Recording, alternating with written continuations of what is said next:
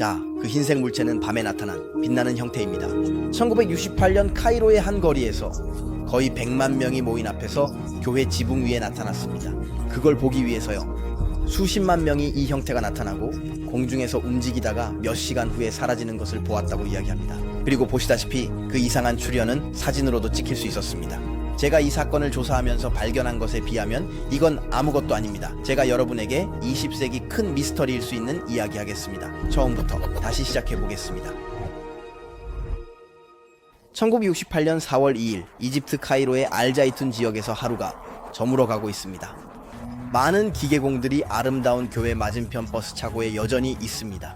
코프트 교회, 이 지역에서 유일한 교회입니다. 갑자기 그들은 이 교회 지붕 위에서 인간처럼 보이는 흰색 형태를 발견합니다. 그는 즉각적으로 그것이 아마도 흰색 옷을 입은 수녀일 것이라고 생각합니다. 하지만 그녀가 둥글고 미끄러운 표면 위에 서 있기 때문에 그는 조심하라고 외치고 기다리라고 합니다. 이 사건들이 꽤 최근에 발생했기 때문에 매우 잘 증명되어 있습니다. 그리고 우리는 이 모든 것을 알 수 있습니다. 왜냐하면 다양한 목격자들은 모두 무슬림이며 나중에 증언할 것입니다.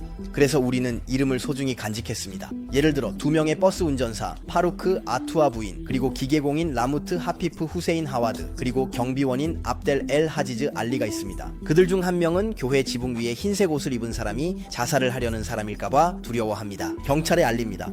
또 다른 한 명이 자발적으로 교회 문을 두드리게 됩니다. 거기 교회 옆에는 유세프 이브라임 신부의 가족이 살고 있습니다. 코프트 교회에서는 결혼한 남성들이 실제로 사제가 될 수 있다는 것을 알아야 합니다. 그날 밤 문을 두드리는 소리를 들은 것은 신부의 아들인 유세프 이브라임입니다. 그의 이름은 아델 유세프 이브라임이고 18세입니다. 이후 사제가 되어 현재는 콘스탄틴 신부라는 이름을 가지고 있습니다. 그리고 여기 2004년 3월에 그가 또 한 번 한 증언의 발췌가 있습니다. 나는 내 방 창문을 열고 무슨 일이냐고 물었습니다. 그 남자가 말하길 너의 여동생이 교회 위에 있고 자살하려고 한다고 했습니다. 나는 대답했습니다. 내 여동생이 거기 있고 자고 있어요. 그녀는 거기 있어요. 안에 교회 위에 있지 않아요? 맨발로 창문을 통해 뛰어내려 누가 교회를 기어올랐는지 보았습니다. 밖으로 나가자 아델 유세프는 빛나는 형태를 보고 즉시 그것이 성모 마리아일 것이라고 생각합니다. 그는 아버지에게 알리고 아버지는 다시 그의 상사인 신부에게 알립니다. 그리고 그 신부는 자신의 아버지에게 알립니다. 콘스탄틴, 그동안 교회 앞에 있는 토만 베이 거리에는 많은 인파가 모여들어 교통이 중단되었습니다. 그리고 몇 분 후 그 모습이 사라집니다. 목격한 모든 사람들은 충격에 빠져 있습니다. 교회 지붕 위의 돔은 거의 완전히 접근할 수 없습니다. 그렇다면 누가 저 위로 올라갔다가 흔적도 없이 사라질 수 있었을까요? 많은 신자들은 성모 마리아를 알아봤다고 생각하지만 군중 속에는 주로 무슬림들이 대다수입니다. 사실 우리는 우리의 사건의 시작에 불과합니다. 이 사람들이 아직 모르는 것은 같은 장소에서 새로운 출현이 발생할 것이라는 것입니다. 교회 지붕 위에서 3년 넘게 여러 차례 발생했습니다. 1968년 4월 2일부터 1971년 6월까지, 그리고 많은 조사, 특히 경찰 조사가 진행될 것입니다. 그러니 우리는 놀라움의 끝이 아닙니다. 자, 계속 나아갑시다. 여러분은 다음 이야기가 훨씬 더 흥미롭다는 것을 알게 될 것입니다. 다음 날 밤 4월 3일 새벽 3시경에 이 신비로운 여인의 새로운 출현이 발생합니다. 하얀색 또는 금색의 빛 속에서요. 사실 그건 더 이상 멈추지 않아요. 첫 몇 주 동안 출현은 거의 매일 밤 발생할 것입니다. 그게 어떤 기분이었을지 조금 상상해보세요. 당신은 카이로에 살고 있고 여러 친구들과 동료들이 교회 지붕 위에서 성모를 보았다고 말합니다. 정보는 빠르게 퍼져나가고 있습니다. 모두가 그 이야기만 하고 있습니다. 회의적입니다. 정상 반응입니다. 이렇게 큰일 앞에서 당신은 직접 확인하고 싶어 합니다. 성모가 거의 항상 나타난다고 하니 말이죠. 매일 밤 당신은 해가 지기 시작할 때 그곳에 가서 교회 지붕을 주시하며 기다립니다. 길거리에 많은 다른 사람들처럼 그 일을 위해 특별히 온 사람들이죠. 그리고 갑자기 머리에 후광이 있는 여성처럼 보이는 빛나는 형체가 나타납니다. 가장 인상적인 출현은 1968년 4월 27일부터 1968년 6월 15일 사이에 발생할 것입니다. 그 주 동안 수십만 명의 이집트인들이 자이툰으로 가서 그 출현을 직접 목격하려고 합니다. 경찰은 모든 것에 대해 걱정하기 시작합니다. 모든 이 모임과 언론은 더 이상 그 이야기만 하고 있습니다. 예를 들어 1968년 4월 27일자 이집트 신문 아라람의 한 면입니다. 거기에는 하늘, 즉 교회 지붕을 바라보는 엄청난 인파가 보입니다. 사실 모든 언론이 이 이야기를 다루고 있습니다. 알자무리아, 알하바르, 이집트 가제트, 와디르 프로그레 등 여러 신문들이죠. 글쎄요, 저는 모든 이름을 다 말씀드리지는 않을 겁니다. 어쨌든 그게 여러분에게 알려줄 만한 일은 없으니까요. 1968년의 경우 발현 당시 참석한 사람들의 평균 수는 50,000명이었고 어떤 밤에는 100,000명까지도 증가할 수 있었습니다. 어쨌든 우리가 보관한 대부분의 신문 기사에서 그렇게 주장하고 있습니다. 어떤 사람들은 심지어 동시에 250천 명이 모였다고도 말합니다. 하지만 일정 수 이상이 되면, 그리고 밤이 되면 정확하게 말하기가 어려워집니다. 어쨌든 이 수십만 명 중에서 오늘날에도 우리는 다른 증인들 사이에서 성모를 보았다고 주장하는 많은 증언의 흔적을 여전히 간직하고 있습니다. 여러분이 하고 있는 표정이 어떤지 짐작이 가지만 제가 지금 이야기하는 것이 조금 이상하게 들릴 수도 있다는 점을 알아두세요. 하지만 이것은 전혀 만들어진 전설이 아닙니다. 실제로 우리는 1968년과 1971년 사이에 자이툰에서 많은 사람들이 성모를 보았다고 주장한 증거를 가지고 있습니다. 이제 그것이 그녀가 실제로 나타났다는 의미는 아니지만 반대로 실제로 무언가가 일어났다는 의미입니다. 한 여성이 교회 지붕 위에서 빛나는 모습으로 목격된 현상으로 총 100만 명 이상의 사람들이 이를 보았습니다. 오바마, 그게 바로 사실입니다. 이제 이번 조사에서 우리가 할 일은 이 현상을 설명할 수 있는 기적 외에 다른 가설이 존재하는지 살펴보는 것입니다. 네, 제가 이전 영상에서 첫 번째 설명할 수 없는 신비에 대해 말씀드렸듯이 우리는 기적이라고 외치기 전에 가능한 모든 가설을 먼저 탐구해봐야 합니다. 자, 그럼 시작해볼까요? 이 현상을 설명할 수 있는 5가지 다른 가설을 여러분께 정리해봤습니다. 물론 이것이 기적이며 성모 마리아의 실제 출현이라고 말할 필요는 없습니다. 첫 번째 대안 가설, 증인들이 거짓말을 했을까요? 두 번째 가설, 집단 환상이었을까요? 세 번째 가설, 단순히 변장한 사람이었을까요? 네 번째 가설, 그 출현이 홀로그램이었거나 인간이 만든 다른 기술이었을까요? 다섯 번째 가설, UFO나 외계 물체였을까요? 좋아요. 그럼 이 5가지 가설을 순서대로 살펴보면서 각각의 가설이 어떤 가치가 있는지 보고 제거해 나가겠습니다. 네, 그리고 오직 우리가 그렇게 생각할 만한 충분한 이유가 있을 때만 모든 이 가설들은 틀렸습니다. 우리가 현실과 요소들을 있는 그대로 받아들인다면 우리는 사실을 인정하며 이것이 마리아의 실제 출현이었을 수도 있다는 것을 받아들여야 합니다. 불가능하지 않습니다. 모든 것에 열려 있어야 합니다. 그 전에 가설들을 하나씩 살펴보면서 그 가치가 무엇인지 알아봅시다. 자, 첫 번째 가설, 증인들이 모두 거짓말을 하고 그들의 이야기를 전부 만들어냈을까요? 이 가설은 많은 문제를 제기합니다. 우선 증인들은 너무나 많았고 서로를 다 알지 못했으며 모두가 신자도 아니었습니다. 사실 무슬림이 대다수였습니다. 하지만 무슬림들이 예수의 어머니인 마리아를 존경하긴 하지만 이야기를 지어낼 이유가 없었습니다. 그녀가 기독교 교회 위에 나타나는 이야기입니다. 이런 모든 것을 믿고 싶지 않았던 무슬림의 증언이 있습니다. 모센 타헤르라는 이름의 그는 자이툰 교회에서 약 300m 떨어진 곳에 살고 있었습니다. 어느 날 저녁 그는 교회 쪽에서 난 비명소리를 들었습니다. 누군가 나가서 무슨 일인지 보라고 했습니다. 그에게 이상한 빛을 보는 사람들이 있다고 설명했습니다. 솔직히 그는 그런 이유로 나가고 싶지 않았고 집에 남기로 결정했습니다. 하지만 비명은 밤새 계속되었고 다음 날에는 모두가 전날 있었던 출현에 대해 이야기하고 있었습니다. 논란. 모세는 그날 아침 현장으로 가게 됩니다. 그는 바닥에서 군중이 지나간 흔적들을 여기저기서 발견합니다. 빈 담배갑, 통조림, 종이, 기름기 등. 그리 흥미로운 것은 아니지만 적어도 뭔가가 일어났다는 증거는 있었습니다. 저녁에 그는 쌍안경과 카메라를 가지고 그 사건을 생중계로 보려고 준비합니다. 하지만 그가 저녁 6:50쯤 나가려고 할 때 동네의 모든 거리에는 이미 너무나 밀집한 군중이 가득 차 있습니다. 너무나 빽빽하고 밀집해서 그의 문 앞에서도 나갈 수조차 없었습니다. 그래서 그는 다시 아파트로 올라갑니다. 하지만 밤 사람들이 데리러 옵니다. 무신론자지만 말해요. 너는 꼭 가봐야 해. 믿지 않지만 내가 뭔가를 믿기 시작하는 처음이야. 정말 믿을 수 없어요. 정말 믿을 수 없어. 너는 꼭 와야 해. 이번에는 여러 명이 손을 잡고 함께 밀어내며 군중 속에서 길을 만들 수 있었습니다. 그리고 반 시간 만에 그들은 교회의 지붕을 볼 수 있는 곳에 도착했습니다. 모센 타헤르는 나중에 증언할 것입니다. 그 순간부터 당신은 충격을 받았고 성모를 보거나 그건 그것일 뿐입니다. 그래서 그곳에 있는 사람은 바로 그 사람입니다. 빛 속에서 그녀는 오직 빛으로만 존재했습니다. 그때 이건 현실적이에요. 정말 아름다워요. 보이시죠? 제가 설명할 수가 없어요. 이보다 더 아름다운 것을 볼 수는 없어요. 당신이 보는 것은 미소를 짓고 이야기하고 싶어 하는 사람입니다. 전하고 싶어 하는 사람입니다. 무언가를 주고 있는, 축복을 주고 있는 사람입니다. 이걸 어떻게 설명해야 할지 모르겠어요. 나는 완전히 충격을 받았어요. 좋아요. 그래서 이건 한 무슬림의 증언입니다. 당신은 저에게 말할 것입니다. 고립된 증언 하나로는 큰 것을 증명할 수 없습니다.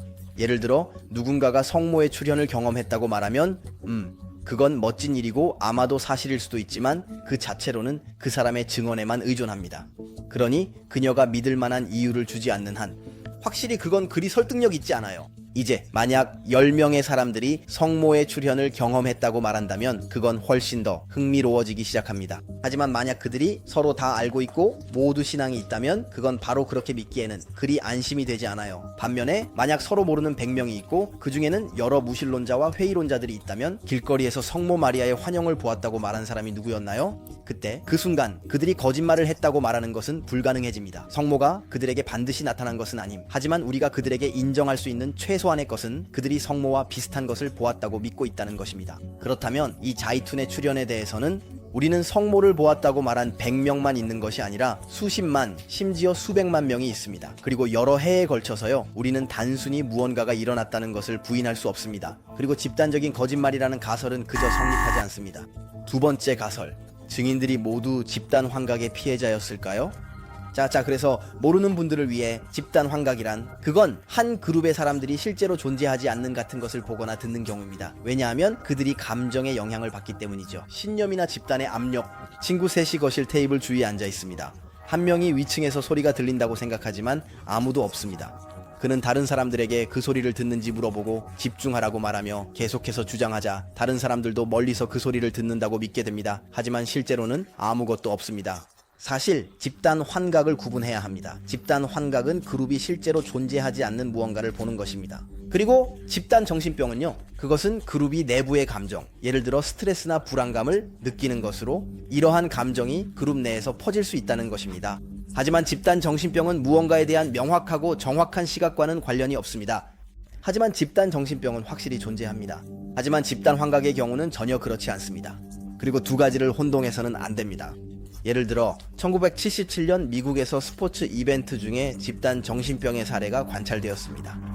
57명의 오케스트라 단원들이 두통, 메스꺼움, 어지러움, 실신 등의 증세를 겪기 시작합니다. 그런데 구조대원들은 그 원인을 찾지 못합니다. 물론 더웠지만 그럼에도 불구하고 연구자들은 따라서 일부 음악가들이 열사병에 걸렸고 그로 인해 스트레스로 인해 나머지 그룹으로 퍼졌다고 생각합니다. 한 사람은 다른 사람들이 아픈 모습을 보고 불안해하고 자신에게도 그런 일이 생길까 두려워하게 됩니다. 그들은 스스로 아픈 상태에 처하게 되었고 반면에 실제로는 실제 집단 환각이 발생했다는 경험은 전혀 없습니다. 여러 사람이 실제로 존재하지 않는 것들을 매우 뚜렷하게 보았다는 의미에서요. 그래서 집단 정신병만이 과학적으로 인정받는 것입니다. 그리고 사실 DSM, 즉 정신장애 진단 및 통계 매뉴얼의 최신 버전에서는 이 장애조차 더 이상 인정하지 않습니다. CIM-CIM, 즉 국제질병분류는 망상장애를 인정합니다. 하지만 집단 시각 환각에 관해서는 제가 이전에 예수에 대한 조사에서 말했듯이 실제로 우리는 그것들이 존재한다는 증거가 전혀 없습니다. 정신분석가 게리 골린스는 이를 분명히 말합니다. 그 본질상 특정한 환각은 한 번에 한 사람만 볼 수 있습니다.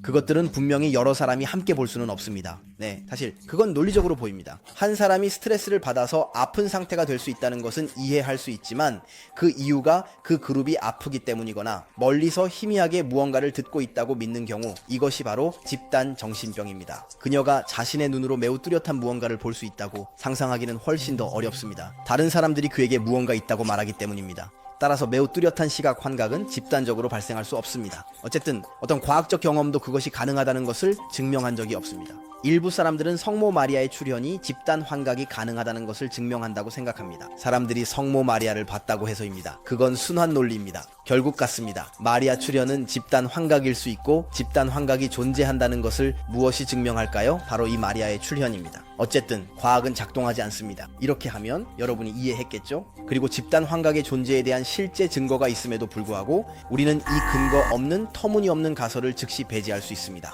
사실 집단 환각이 가능하다고 하더라도 그렇지 않다는 것입니다. 여기 자이툰에서는 단순한 상식이 이 가설을 배제할 수 있게 해줍니다. 실제로 우리는 몇 달 동안 성모 마리아를 매우 뚜렷하게 보았다고 주장하는 수십만 명의 사람들을 마주하고 있습니다. 그리고 때때로 비신자들도 있습니다. 게다가 모든 사람이 유도된 망상장애를 받아들일 준비가 같은 것은 아닙니다. 사람들은 무신론자였고 회의적이었습니다. 그들의 눈으로 현상을 확인하기 위해 모인 장소들입니다. 그들은 교회 지붕 위에 빛나는 형체를 보지 않겠다고 결심했습니다. 누군가가 그럴 것이라고 말했기 때문입니다. 군중 속에 있고 교회 지붕을 바라보고 있습니다. 누군가 당신 옆에서 지붕 위를 봐 성모 마리아가 있어 라고 말한다고 해서 갑자기 나타나는 건 아닙니다. 성모 마리아가 교회 지붕 위에 뚜렷이 보였습니다. 여러분의 시야에 조금 영향을 받을 수는 있지만 눈앞에 나타나는 것을 보지는 못할 것입니다. 이집트 대통령인 가말 압델 나세르도 2번이나 직접 이 사건을 확인하러 왔고 그 역시 빛나는 여성의 존재를 보았다고 인정했습니다. 간단히 말해서 이후 성모 마리아를 못 본 사람은 드물었습니다. 예를 들면 한 여성의 증언이 있습니다. 은행가의 아내 자리프 부인은 신앙이 깊었지만 처음엔 성모 마리아를 못 봤습니다. 그녀는 고통받았지만 인내하며 몇 주간 거리로 나갔습니다. 그 덕분에 하늘에 올라 환영을 받습니다. 결국 그녀도 출현을 받고 다른 사람들과 공통점은 그것이 더 현실적이란 걸 알게 된 것입니다. 그녀는 본 것에 의심이 없었습니다. 예를 들어 자리프 마타 박사는 1968년 6월 1일 오후 9시 15분에 단 한 번의 출현만을 보았습니다. 증언할 것입니다. 나는 눈을 비비고 있었어요. 그렇게 집중해서 바라보니 시야가 흐려졌거든요. 하지만 그녀는 여전히 거기에 있었어요. 따라서 출현을 본 사람들은 그것의 현실성에 대해 의심이 없습니다. 이는 미세하게 자리 잡는 망상 장애와는 정반대의 상황입니다. 그리고 작은 것들, 예를 들어 더위에 의한 것 같은 경우요. 모든 과일이 사과는 아니지만 모든 사과는 과일이라는 말을 할 수 있습니다. 모두가 본 것은 아니지만 본 사람들은 자신감이 넘칩니다. 집단 정신병과 다릅니다. 사실 집단 환각이 있었다면 자이툰에서 예상할 수 있었습니다. 신자들이 더 쉽게 봅니다. 하지만 그런 경우가 아니었고 반대도 있었습니다. 자리프 부인과 같은 신앙 깊은 사람들도 그녀를 바로 보지 못했습니다. 무신론자와 회의론자들이 그녀를 쉽게 보았던 반면에 간단히 말해서 어쨌든 자이툰에서의 마리아의 출현에 대해서는 심지어 사진도 있습니다. 네, 자이툰에서 그 출현이 사진으로도 찍힐 수 있었습니다. 여러 번에 걸쳐 이는 정말로 거짓말이나 집단 환각의 가설을 완전히 배제합니다.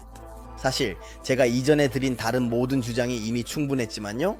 이 사진들은 우리로 하여금 세 번째 가설에 대해 생각하게 만듭니다. 여성이 변장한 사람일까요? 사실 이 가설은 약간의 문제를 너무 많이 제기합니다. 첫째로 그 사람은 빛나고 있어요. 심지어 얼굴에서도 빛이 나서 때때로 전체 군중을 밝힐 정도입니다. 어떤 변장이 그렇게 고르게 온몸에 빛을 발산할 수 있을까요? 오늘날의 기술로도 50년이 지난 지금 그렇게 밝고 균일한 변장을 만드는 것은 불가능해 보입니다. 정우나 스포트라이트를 전혀 볼 수 없으면서 심지어 얼굴에서도 그런 빛이 나는 것은 만들어내기 불가능해 보입니다. 둘째로 지붕은 외부에서 완전히 접근할 수 없습니다. 안에서 돔에 접근하기 위해서는 사다리를 타야 합니다. 그런데 교회는 경찰에 의해 빠르게 감시되었습니다. 이러한 현상이 공공질서에 잠재적으로 위협이 될 수 있다고 보았기 때문입니다. 어떻게 한 사람이 그렇게 정기적으로 그곳에 올라갈 수 있었을까요? 모든 것이 완벽하게 감시되고 있었고 때로는 전체 지역에 보안 구역이 설정된 상태에서 3년 이상 동안 말이죠. 셋째로 이 주장은 변장한 사람이라는 가설을 완전히 배제합니다. 여러 번의 목격자들에 의해 빛나는 비둘기들이 보였습니다. 출현 주위에서 떠다니고 있었지만 날개를 치지 않았습니다. 그리고 그 출현은 그녀는 돔 위 몇 미터 위에서 떠 있었습니다. 그녀는 발로 땅을 닿지 않았습니다. 사진들에 대해 한마디 하죠. 일부는 그들의 형편없는 품질을 비난합니다. 그리고 우리 사이에서 사실 그렇게 잘 보이지는 않아요. 그건 충분합니다. 그래도 성모 마리아의 실루엣을 인식하기 위해서는 말이죠. 하지만 솔직히 말하자면 좀 더 잘 보이는 사진을 원했을 거라는 건 확실해요. 하지만 사진은 보너스라는 점을 기억해야 합니다. 그것 자체가 기적인지 아닌지를 말해주지는 않을 것입니다. 항상 홀로그램일 수도 있습니다. 다음 가설에서 볼 수 있듯이요. 많은 사람들이 초자연적인 것을 믿기 위해 사진이나 비디오를 요구합니다. 생중계로 촬영된 기적을 원합니다. 그런 날이 오면 하나님을 믿겠다고 말합니다. 하지만 주의하세요. 사실을 알기 위해 사진이나 비디오가 필요하지는 않습니다. 제가 지난 조사에서 말씀드렸듯이 줄리어스 시저가 존재했다는 것은 확실히 알고 있지만 사진이나 비디오는 전혀 없습니다. 사진과 비디오는 증거의 한 종류입니다. 하지만 전부는 아닙니다. 또한 증언도 있습니다. 제가 말씀드렸듯이 만약 증언이 많고 서로 독립적인 사람들에 의해 확인된다면 그것은 고려해야 할 사항입니다. 현재 우리가 아는 대부분의 지식은 사실 증언에 기반하고 있습니다. 어쨌든 생중계로 촬영되거나 사진으로 찍힌 초자연적인 것처럼 보이는 사건들이 있습니다. 몇 가지 더 있다고 생각해보세요. 제 채널에서 다룰 신비 중 다른 것들에서 볼 수 있습니다. 그러니 놓치지 않도록 구독해주세요. 그건 몇 초밖에 안 걸리지만 저에게 큰 도움이 됩니다. 미리 감사드립니다. 그렇다고 해도 기적의 사진과 비디오는 전혀 필요하지 않습니다. 초자연적인 것을 믿기 위해 필요한 증거입니다. 그것들은 문제를 일으킬 것입니다. 실제로 사진이 품질이 나쁘면요, 여러분을 잘 압니다. 불만이 나올 거예요. 하지만 만약 품질이 좋다면 당연히 우리는 조작이라고 외칠 것입니다. 그래도 우리는 믿거나 믿지 않을 자유가 있습니다. 그리고 다행히도 자이토운 사건에 대한 사진이 적다는 것에 대해 답할 두 가지가 있습니다. 첫째로 맥락을 다시 살펴봐야 합니다. 오늘날 모든 사람이 스마트폰을 가지고 있습니다. 하지만 60년대에는 카메라가 비쌌고 그 기술이 제한적이었습니다. 사진을 찍으려면 좋은 조명이 필요했습니다. 대체로 그런 사람들은 정말 적었습니다. 둘째로 언론과 다른 잡지에서 파견된 사진작가들이 있었습니다. 하지만 그 개발 과정에서 사진의 거의 대부분, 수백 장의 사진 중에서 매우 이상한 현상, 나타나는 것 중에서 절대 아무것도 보이지 않았습니다. 제가 다시 이야기할 것을 보게 될 것입니다. 자, 그럼 괄호는 여기서 끝내고요. 이제 우리의 네 번째 가설을 살펴봅시다. 만약 그것이 변장한 사람이 아니었다면 아마도 홀로그램이거나 다른 투사 장비로 만들어진 이미지였을 것입니다. 자, 여러분, 당시에는 이집트인에게 세 가지 첫 번째 가설이 떠오르지 않았다는 점을 잘 기억하세요. 모두가 거짓말을 할 수 있었고, 모두가 집단 환각의 피해자가 될 수 있었거나 변장한 사람일 수도 있다는 사실입니다. 아무에게도 떠오르지 않았을 것입니다. 그 사건 자체에 비해 너무 우스꽝스러웠기 때문이죠. 반면에 이 네 번째 가설, 즉 홀로그램 가설은 이미 조금 더 흥미롭습니다. 이 가설을 더 깊이 살펴보기 전에 목격자들 중 아무도 그것이 실제로 성모 마리아라는 의심을 품지 않았다는 점을 말해야 합니다. 모든 증언은 사람들이 얼마나 감정적으로 동요했는지 잘 보여줍니다. 그리고 시각적인 측면을 넘어 그들이 얼마나 우아함, 특별한 존재감을 느꼈는지도요. 이 현상에서 성모 마리아를 인정할 이익이 없던 증인들로부터도 그렇습니다. 말씀드렸듯이 증인들 중에는 많은 무슬림이 있었습니다. 방금 한 사람의 증언을 드렸고 그 외에도 많은 증언이 있습니다. 실제로는 많아서 모든 증언을 담으려면 이 비디오가 유튜브 비디오의 최대 길이를 초과할 것입니다. 자, 여기 또 다른 예가 있습니다. 수백만의 이집트인들이 그 출현을 보고 성모 마리아라고 확신했다는 것을 잘 보여줍니다. 그는 노동부 장관과 이집트 방송의 한 책임자가 직접 만날 수 있었던 남자입니다. 이 무슬림은 처음에 적대적이었습니다. 그는 순례자들에게 욕했습니다. 그는 돌을 던지고 경찰을 불러서 체포하라고 했습니다. 하지만 성모 마리아가 나타나 왜 그렇게 행동하느냐고 물었다. 그녀는 기도했습니다. 그녀는 집에 십자가를 그리라고 권했습니다. 무슬림으로 남아있으면서 그는 그 출현의 진정성에 너무나 확신을 갖게 되어 집의 모든 벽에 40개의 큰 십자가를 그렸습니다. 그리고 그가 그렇게 함으로써 무슬림 공동체에 맞서 감수해야 했던 위험을 상상해보세요. 그게 다가 아닙니다. 무슬림과 무신론자들 외에도 우리는 많은 개신교인들의 증언도 있습니다. 개신교인들은 예수님이 세운 가톨릭 교회를 믿지 않는 기독교인입니다. 종종 그들이 마리아를 존경하더라도 그녀가 나타날 수 없다고 생각합니다. 사실 저는 얼마 전에 개신교와 가톨릭의 차이에 대한 조사를 했었습니다. 주저하지 말고 그녀를 보러 가세요. 간단히 말해서. 그럼에도 불구하고 많은 개신교인들이 성모 마리아의 출현을 인정했고 그 만남에 깊은 감동을 받았습니다. 예를 들어 와디 타드로스 춘보는 어느 날 저녁 9시 50분쯤 성모를 보게 되었습니다. 그럼 그 주위에서 뭐라고 말했나요? 성모 마리아를 보았다. 그녀를 보았다. 그림자가 아니었다. 그는 나중에 더 자세히 증언할 것이고 나는 뭔가가 일어날 것 같은 느낌이 들었습니다. 빛의 끝자락이나 가장자리가 나타났습니다. 마치 밝은 방으로 통하는 문을 열었을 때처럼요. 몇 초 만에 그 빛은 성모의 형태를 취했습니다. 나는 말이 없었습니다. 모든 사람들이 외쳤습니다. 불가능해요. 무슬림들이 울기 시작했어요. 이 비전은 그녀의 출현과 사라짐 사이에 5분 동안 지속되었습니다. 나는 얼굴 피부와 손의 피부 그리고 베일 사이의 색깔 차이만 구별할 수 있었습니다. 얼굴과 손에 색깔이 있었습니다. 성모가 왔다 갔다 할 때 모습이 선명해졌습니다. 그녀가 사라졌을 때 교회 반대편에 있던 사람들이 그녀를 보고 있다고 외쳤습니다. 그녀는 우리에게 와서 5분 동안 있었습니다. 나는 마리아를 봤습니다. 그녀는 십자가 앞에 서 있었습니다. 내가 느낀 것을 말로 못합니다. 비둘기가 몇 마리 있었습니다. 교회 위에 6 또는 7. 좋아요. 이 증언에 감사드립니다. 친애하는 와디. 하지만 우리의 홀로그램 가설로 돌아가 봅시다. 이것이 신뢰할 수 있는지 알아보기 위해 우리가 알고 있는 많은 증인들 덕분에 그 출현의 모든 세부 사항에 대해 좀 더 깊이 살펴봅시다. 네, 맞아요. 그 현상 동안 성모 마리아처럼 보이는 사람은 무엇을 하고 있었나요? 그녀는 움직였나요? 그녀는 말했나요? 그녀는 날아갔나요? 그녀는 어디에서 어떻게 나타났나요? 많은 요소를 모을 수 있다면 우리에게 도움이 될 거예요. 우리가 어떤 홀로그램과 관련이 있을 수 있는지 여부입니다. 왜냐하면 나는 이러한 출현에 대해 많은 것을 말하지 않았기 때문입니다. 그리고 이 현상 동안 일어난 일이 이해를 초월함을 알게 될 것입니다. 시작하기 전에 이 모든 것을 궁금하죠? 나는 여기 내 작은 의자에 앉아있지만 내가 정보를 어디서 가져오는지 아는 건가요? 다시 말해, 내 출처는 무엇인가요? 사실 이 영상을 만들기 위해 나는 프랑스와 부른 신부의 책 이집트의 성모를 참고했습니다. 이 사건에 대해 깊이 조사하고 많은 증인들을 직접 만난 사람입니다. 그러니까 더 알고 싶으시다면 모든 추가 정보는 이 책에 있습니다. 설명란에 링크를 올려드릴게요. 그리고 내가 이 말을 하는 김에 내 이야기를 마치기 전에 가톨릭 신앙과 초자연적인 것에 대해 더 알고 싶은 분들을 위해 제가 추천하는 훌륭한 뉴스레터가 있습니다. 그녀의 이름은 에디피안 데플입니다. 그리고 여러분은 제가 다양한 주제에 대해 심층 조사한 자료를 받게 될 것입니다. 이 뉴스레터는 내 영상과 매우 보완적인 내용이에요. 그 자료들은 철저합니다. 그러니까 만약 여러분이 정말로 진실을 찾고 싶고 더 깊이 파고들고 싶다면 구독하세요. 여기에도 설명란에 링크가 있습니다. 그러니까 주장된 출현 동안 그 실루엣이 정확히 무엇을 했는지로 돌아가 보죠. 실제로 수백 번의 출현 중 어느 것도 동일하지 않았습니다. 한 번씩 성모 마리아는 다른 장소에 나타나고 다른 행동을 할 수 있었습니다. 다양한 사람이나 동물들과 함께 나타나기도 하고 심지어 다른 옷을 입고 나타나기도 했습니다. 대체로 나는 그녀가 지붕 위에 나타난다고 말씀드렸지만 실제로는 조금 더 복잡합니다.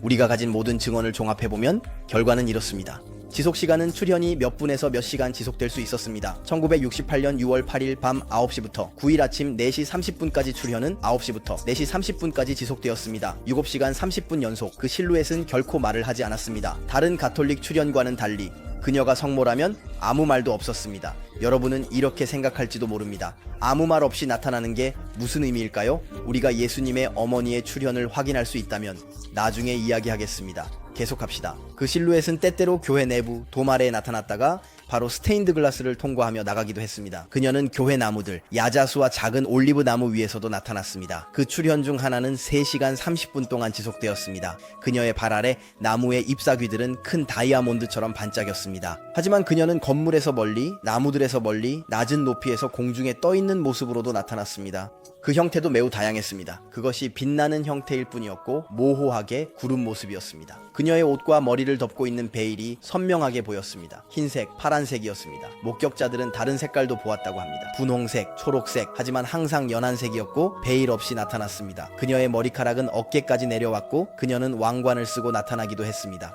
그때 그녀의 얼굴 생김새와 표정이 뚜렷하게 보였습니다. 사람들은 그녀가 부드럽다고 언급했습니다. 미소를 지었지만 가끔은 진지하고 슬퍼 보였습니다. 그녀의 크기도 변할 수 있었습니다. 한 등장에서 다른 등장으로만 변하는 것이 아니라 같은 등장 중에도 변할 수 있었고 2배로 커지는 듯 했습니다. 그녀는 한 번 2살짜리 어린아이로 나타났습니다. 12세나 13세였던 그녀는 갑자기 사라졌지만 서서히 투명해지면서 희미해졌습니다. 아래쪽부터 시작해서요. 종종 그녀는 나타난 것처럼 사라졌습니다. 구름에서 나오는 것처럼 보였다가 다시 그 안으로 사라지는 것처럼요. 또는 신비로운 문을 통해 나오는 듯 다른 차원으로 열리고 같은 출구로 저 세상에 돌아가는 듯죠. 그녀는 항상 빛나는 것 같았습니다. 형광빛이며 그 빛이 강렬해서 구별하는 데 시간이 걸렸습니다. 몇 분 정도 걸려서 그 빛에서 분리된 성모 마리아를 구별할 수 있었습니다. 마치 우리의 눈이 어둠에 적응해야 할 때처럼요. 그들은 빛에 적응해야 했습니다. 그녀는 가끔 빛나는 후광에 둘러싸여 있거나 단지 머리 주위에만 후광이 있었습니다.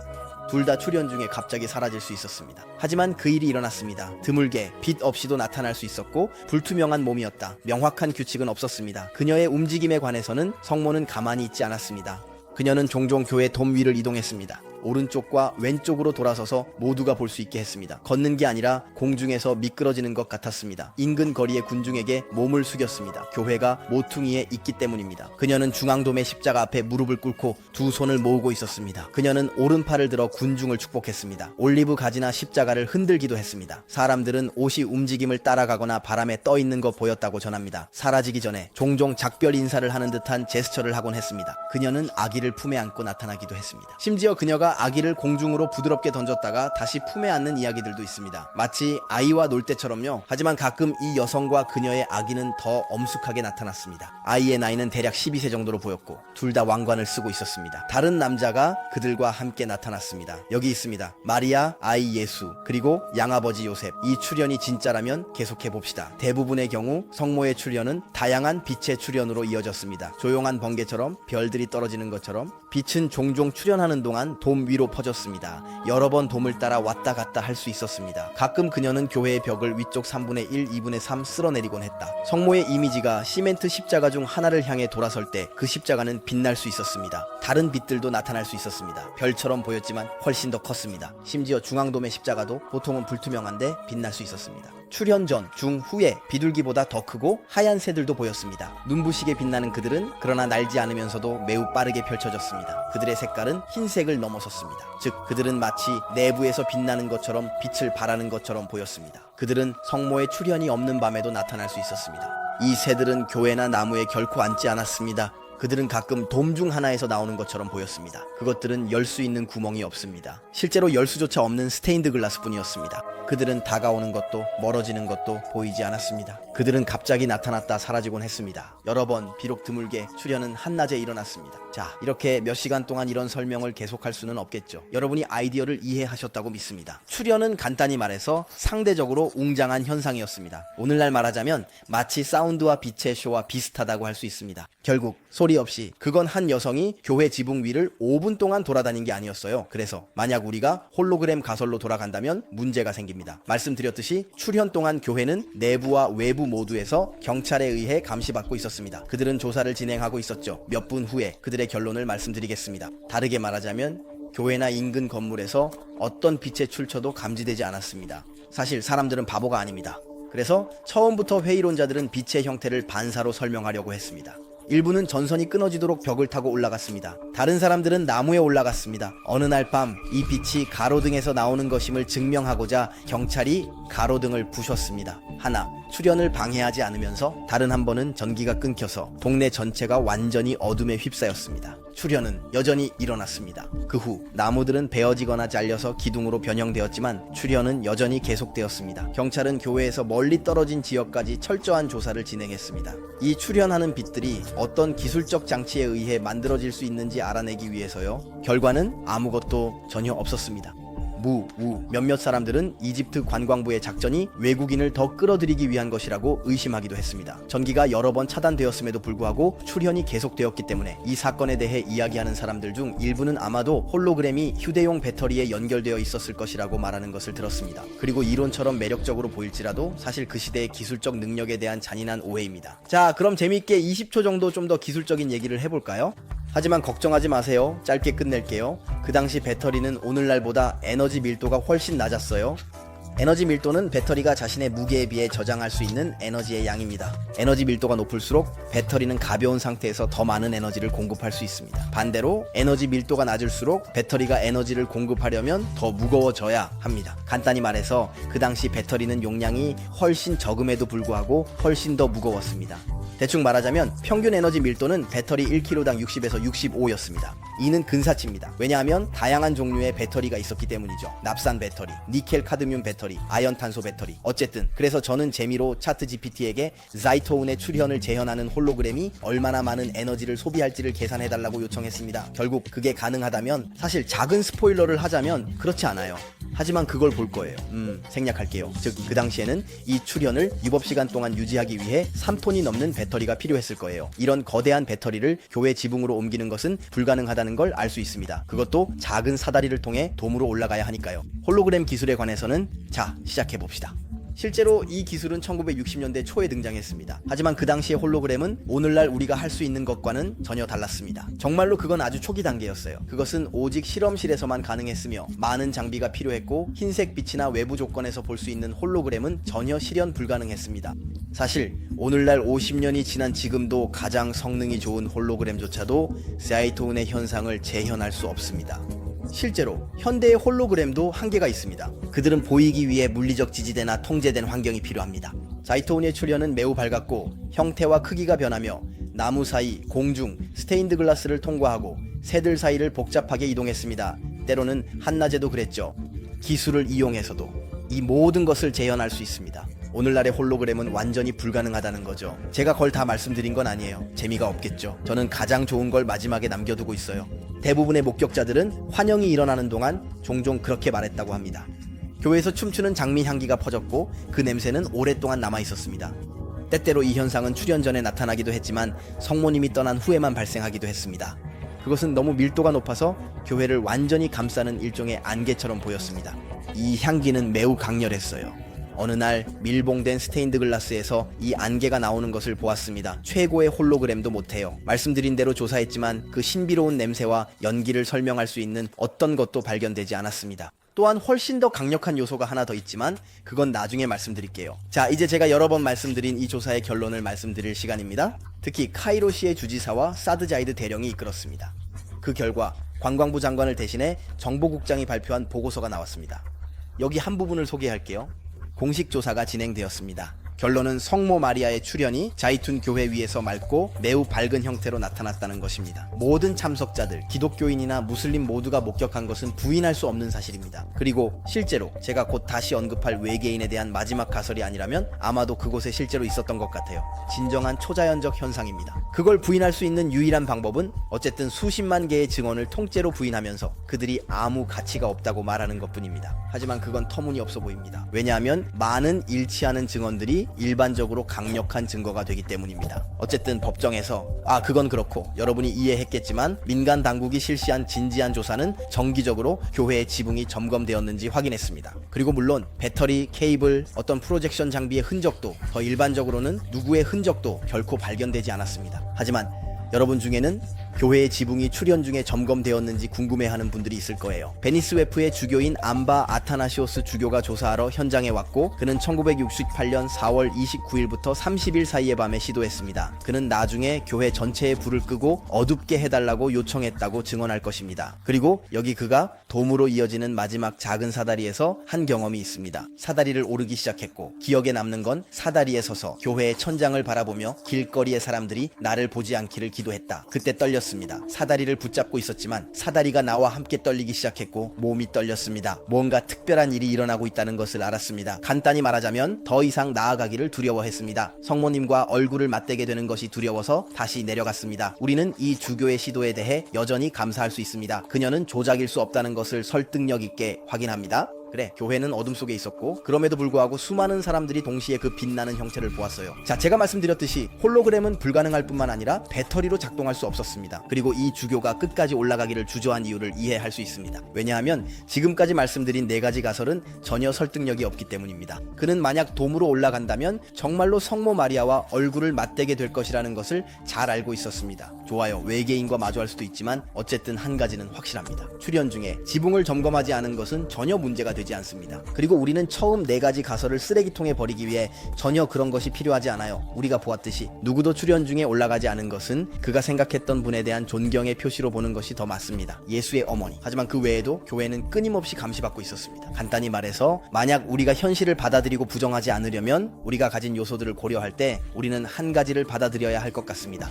초자연적인 출현은 정말로 일어났습니다. 만약 이 출현이 외계인으로부터 온 것이 아니라면, 자, 이 5번째 가설을 빠르게 살펴보죠. 우선 즉시 떠오르는 첫 번째 질문은 왜 외계인들이 성모 마리아로 가장하려고 할까요? 교회 지붕 위에 마리아. 아무 말 없이 몇 년 동안, 그러다가 갑자기 완전히 멈출 거예요. 장난치기 위해서겠죠. 제가 여러분이 저에게 뭐라고 할지 압니다. 만약 성모 마리아가 나타났다면 왜 나타났는지 질문도 있습니다. 그렇다면 왜 나타났을까요? 하지만 그건 제가 약속드리지만 잠시 후에 다시 이야기할 거예요. 그리고 설명이 있을 수 있습니다. 외계인에 대해서는 아무리 찾아봐도 솔직히 이유를 잘 모르겠어요. 그건 별로 의미가 없고 오히려 SF 영화 같아요.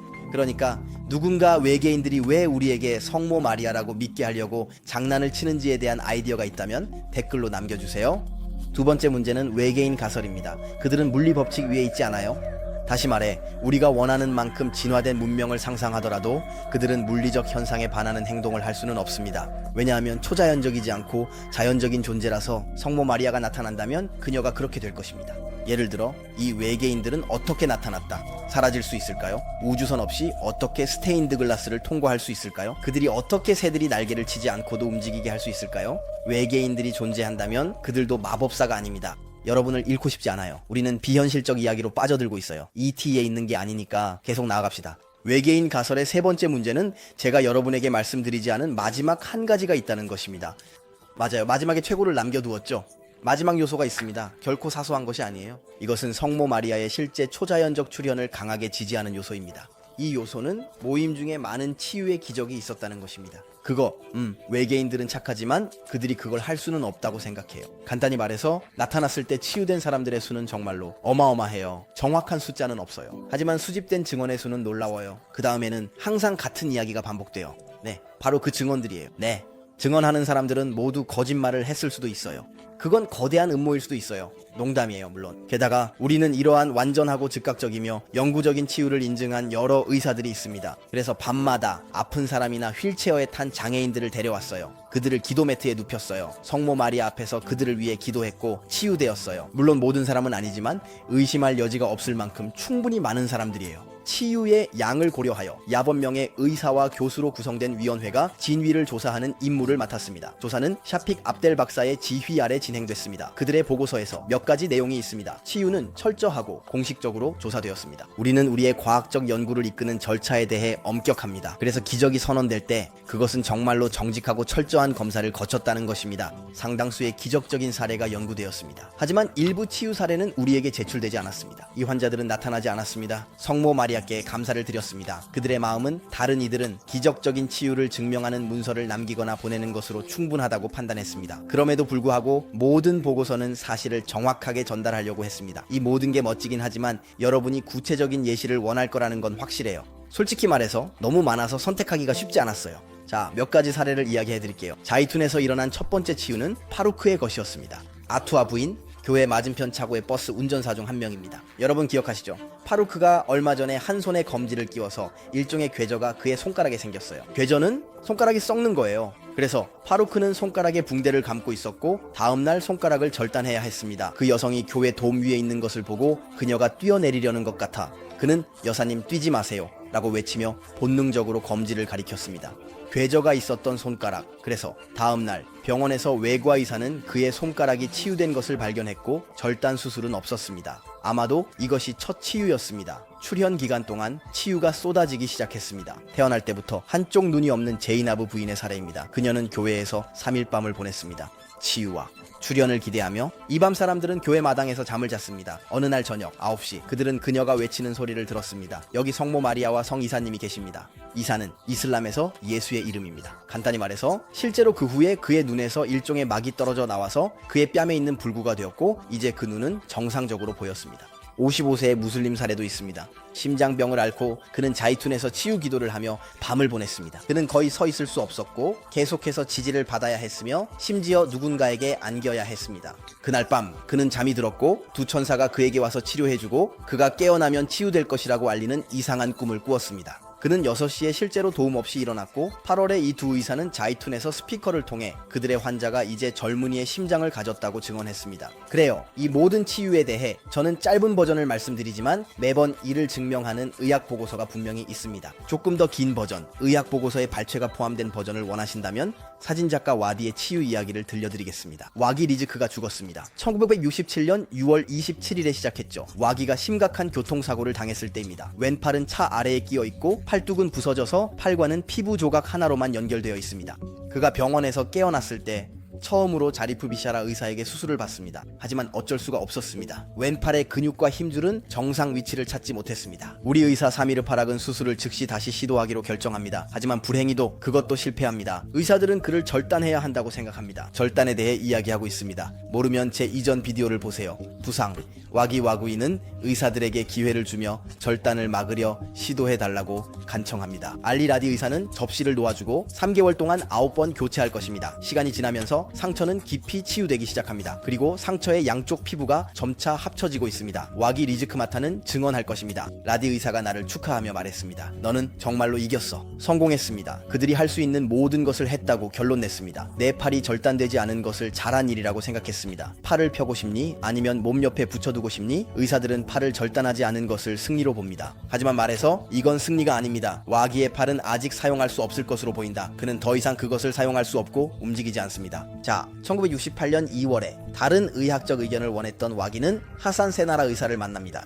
그를 검사한 후 그는 다른 의사들과 마찬가지로 그의 팔의 모든 신경과 힘줄이 절단되었고 모든 뼈가 부서졌다고 확인합니다. 그래서 그는 그에게 다시는 팔꿈치나 손을 움직일 수 있는 기회가 전혀 없다는 것을 확실히 이해시킵니다. 마침내 그는 여전히 이 진단을 받아들이지 못하기 때문에 마지막 의사인 정형외과 의사 압데레이 엘 샤르카위를 만나러 갑니다. 그는 그의 팔을 엑스레이로 찍습니다. 다른 의사들이 뭐라고 했는지 모른 채로 그는 여전히 같은 진단을 내립니다. 그는 다시는 그의 팔을 움직일 수 없을 것입니다. 간단히 말해서 우리는 더 나아가서 1968년 4월 9일에 도착합니다. 그날 밤 와기 마타는 환영을 보게 됩니다. 그는 사진을 찍고 갑자기 왼팔로 카메라를 잡으려는 반사적인 움직임을 보입니다. 그는 거의 1년 동안 그것을 사용하지 않았습니다. 그는 완전히 회복되었습니다. 통증이 없고 그의 팔과 손을 완전히 움직일 수 있습니다. 그는 여러 의사에게 검사를 받았습니다. 그리고 오늘날 우리는 그의 치유를 증명하는 모든 의학 보고서를 가지고 있습니다. 예를 들어 카이로의 만치에트 엘 바크리 병원의 외과 의사 자리프 비차라 리즈크 씨는 직접 수술을 했습니다.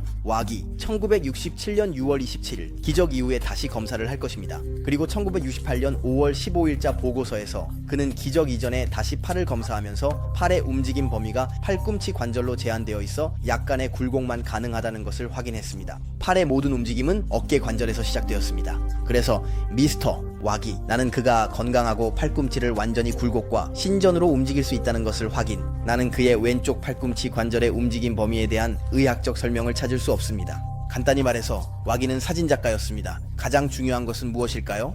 우리가 가진 환영의 사진들은 그에게서 온 것입니다. 실제로 그는 이러한 환영의 사진 복제를 항상 허용했으며 한 푼도 요구하거나 받아들이지 않았습니다. 그는 만약 금액을 얻으려는 의도가 있었다면 성모 마리아는 그의 사진이 찍히는 것을 허락하지 않았다고 말합니다. 성모 마리아는 분명히 신앙의 행동을 기다리고 있었고, 반대로 초자연적인 것과 사진을 단순히 찾으러 온 너무 호기심 많은 기자들과 사진작가들을 지지하지 않았습니다. 완벽했습니다. 개발 과정에서 사진에는 아무것도 나타나지 않았습니다.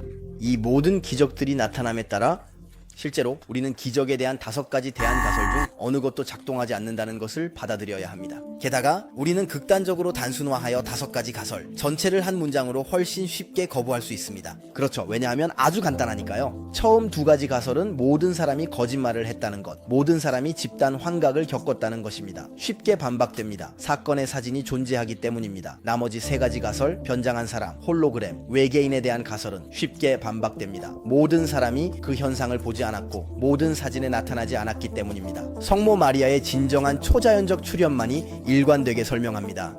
만약 그녀가 사진에 찍히고 싶다면 모두에게 보이거나 모든 사진에 나타나길 원치 않을 수도 있습니다. 성모 마리아. 그렇죠. 이제 중요한 질문이 생깁니다. 왜 성모 마리아는 이 코프트 교회에 나타나고 싶어 했을까요? 솔직히 어떤 이익이 있을까요? 우선 이 마리아의 출현이 매우 실제로 보이기 때문에 역사 속의 2400번의 다른 출현도 아마 모두 거짓이 아닐 것입니다. 그렇죠. 만약 성모 마리아가 한 번 나타날 수 있다는 것이 입증되었다면 역사 속에서 여러 번 나타날 수 있었던 것입니다. 이 2400번의 출현의 공통점은 성모 마리아가 사람들을 더 열정적으로 만들고자 한다는 것입니다. 하나님에 대한 믿음을 더 가지세요. 마리아는 단순히 예쁘게 보이기 위해 나타나는 것이 아니라 우리가 회개하고 진정으로 중요한 것, 즉 하나님과의 관계를 위해 살도록 돕기 위해 나타납니다. 역사 속의 수백 가지 다른 사례들처럼 실제로 자이툰에서 일어난 일입니다. 성모 마리아를 본 수십만 이집트인들의 믿음이 커졌습니다. 그리고 많은 무슬림들이 가톨릭 신자가 되어 세례를 받는 등 정말 많은 개종이 있었습니다. 그렇죠. 꽤 논리적이죠. 성모 마리아를 실제로 보았을 때 군중 속에서 사람들이 들것에서 일어나 즉시 치유되는 모습을 보았습니다. 그것은 우리의 믿음을 강화시킵니다. 하나님은 성모 마리아를 보내셔서 우리를 그분께로 인도하고 우리의 믿음을 강화하십니다. 그렇다면 왜 하나님은 그렇게 하지 않으실까요? 왜 성모 마리아를 보내서 우리의 믿음을 깨우지 않을까요? 그 질문에 대한 답은 첫 번째 설명할 수 없는 신비에 대한 제 비디오를 참고하라고 말하고 싶습니다. 하나님은 우리에게 자유를 주고 싶어 하신다고 설명했어요. 그래서 하나님은 우리가 그를 믿지 않을 자유를 가질 수 있도록 충분한 어둠의 부분을 남겨두십니다. 하나님은 숨겨진 하나님이십니다. 성경에서 말하듯이 하나님께서 우리가 그분을 믿을 수 있도록 우리에게 주신 빛의 일부가 있다는 것은 분명합니다. 의심할 여지 없이 하나님이 우리에게 자유를 위해 남겨두신 작은 어둠의 영역보다 훨씬 더 큰 것입니다. 사실 하나님은 5분마다 개입하십니다. 눈을 뜨는 법을 배우면 맞아요. 성모 마리아의 출현은 많고 자주 일어납니다. 제가 말씀드렸듯이 1000년 동안 2400번의 출현이 있었어요. 그간 한 번 이상일 수도 있습니다. 우리는 다시 이야기할 것입니다. 세 번째 질문, 세 번째 이유. 왜 여기서요? 왜 성모 마리아가 이집트, 더 정확히는 카이로의 이 지역에 나타났을까요? 사실 다음 조사에서 보시겠지만 이집트에서 마리아의 출현은 이것이 유일한 것이 아니었습니다. 다른 여러 출현도 있었고 모두 자이툰만큼 인상적이었습니다. 더 나아가 그 이후 몇십 년 동안 2000년대까지도 계속되었습니다. 하지만 넘어갑시다. 그동안 사실 매우 흥미로운 점은 자이툰의 출현은 이집트로의 도피가 정확히 일어난 장소에서 발생했을 가능성이 매우 높아 보입니다. 그래서 여러분은 아마 이렇게 생각하실 거예요. 이게 뭐지? 이집트로의 도피는 복음서에 나오는 이야기다. 성가족, 마리아, 요셉, 그리고 아기 예수님이 이집트로 도망친 순간을 말한다. 그들은 헤롯의 박해로 여러 해 동안 머물렀다. 헤롯은 아기들을 죽이려고 했다. 세부 사항은 생략할게요. 길어질 거예요. 하지만 이 출현은 과거의 사건을 언급하는 작은 신호, 즉 눈짓일 수 있습니다. 사실 제가 방금 말씀드린 이집트에서의 마리아의 다른 출현들은 성가족이 이집트로 도망칠 때 거쳤던 경로에 있을 가능성이 큽니다. 하지만 그건 다음 기회에 이야기할게요. 마지막으로 흥미로운 점입니다. 자이툰의 출현은 6년 전 리투아니아에서 예고되었습니다. 1962년 7월 13일과 14일 라무트 소녀가 성모 마리아의 출현을 경험했다고 말했습니다. 그녀는 이후에 사실로 드러난 여러 가지를 밝혔습니다. 그녀가 죽어야 할 시점이죠. 증언에서 마리아가 그녀에게 나는 더 큰 일을 할 것이다 라고 말했다고 전합니다. 사람들이 기도하기 시작하면 온 세상이 빛나고 반짝일 것입니다. 그 후 라무트가 설명합니다. 물었어요. 언제 다시 나타나실 건가요? 그녀는 나는 다시 나타나지 않을 거예요 라고 대답했어요. 나는 2명의 천사와 함께 이집트에 나타날 것이다. 그녀는 내 머리 위로 떠올라 사라졌습니다. 우리는 1962년에 있습니다. 출현이 시작되기 6년 전이죠. 그리고 제가 이 비디오에서 말씀드린 간단히 말해서 이 설명할 수 없는 신비 자이툰의 출현은 분명 기적입니다. 초자연적인 사건이죠. 마지막으로 제가 말하는 것은 초자연적인 사건입니다. 여러 개입니다. 맞아요. 마리아의 출현은 설명할 수 없는 신비에 주목하셔야 합니다. 하지만 그와 함께한 모든 치유의 기적들은 그 자체로 또 다른 설명할 수 없는 신비입니다. 대체로 수백 개의 기적이 있었습니다. 1968년과 1971년 사이에 카이로의 자이툰에서만 보세요. 제가 100개의 설명할 수 없는 신비에 대한 비디오 시리즈를 위해 저는 이 수백 개의 기적 중에서 하나만 세웠습니다. 그래서 자이툰은 100개 중 두 번째 사례였습니다. 하지만 제 유튜브 채널의 다음 비디오에서는 98개의 사례가 더 이어질 것입니다. 이해하셨겠지만 이 100개의 설명할 수 없는 신비는 기독교, 더 정확히 말하면 가톨릭 신앙을 가까이 또는 멀리서 확인해주는 기적의 100가지 사례입니다. 하지만 이 100가지 사례 각각 안에는 때때로 수십 개, 심지어 수백 개의 사례가 포함되어 있습니다. 저는 단 하나만 세웠습니다. 사람들은 제가 강력한 사례로 시작했다고 생각할 수도 있어요. 다리 하나가 잘려나갔는데 다시 자라난다거나 대단하죠. 100만 명 앞에서 찍힌 성모 마리아의 출현 거요. 하지만 그렇지 않아요. 이어질 100개의 사례에서도 인상적인 게 있을 거예요. 훨씬 더 인상적인 게 있을 거예요. 저는 최고를 마지막에 남겨두고 있습니다. 그리고 궁금해하시는 분들은 걱정하지 마세요. 이 비디오 시리즈에서는 다른 종교의 기적에 대해서도 이야기할 것입니다. 저는 종종 수백 개의 기적이 가톨릭 신앙을 확인해준다고 말할 때 어떤 사람들은 이 주장이 논리의 겹겹이 쌓인 것이라고 비난하는 것을 보았습니다. 여러분이 무엇인지 모른다면 많은 주장을 무작위로 제시하여 자신의 주장을 뒷받침하는 것입니다. 어느 것도 확고하지 않아요. 단지 주장들의 양일 뿐입니다. 전체적으로는 견고한 인상을 주죠. 와우, 정말 많은 것들이 있어요. 각 주장별로 보면 가치가 없습니다. 하지만 가톨릭의 기적의 경우는 그렇지 않습니다. 기적 사례는 자체로 다른 기적과 독립되어 있기 때문입니다.